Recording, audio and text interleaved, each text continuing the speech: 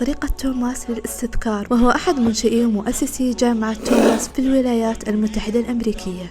مود: كن ذا مزاج إيجابي للمذاكرة، تخير الوقت والبيئة المناسبتين للمذاكرة.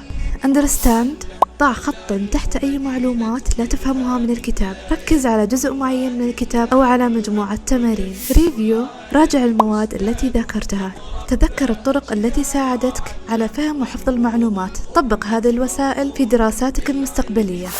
Digest: عد إلى ما لم تفهمه وتفحصه جيدا، واستعن بمصادر خارجية ككتاب آخر أو مدرس إذا صعبت عليك المادة.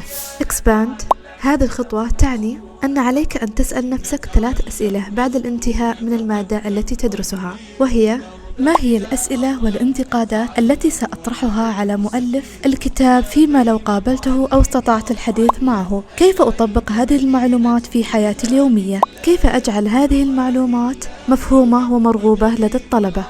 Recall: بعد قراءة الوحدة توقف وضع ما تعلمته في قالب تصوغه بنفسك. ونهوض الأمة مرهون بالعلم، فهيا نتعلم.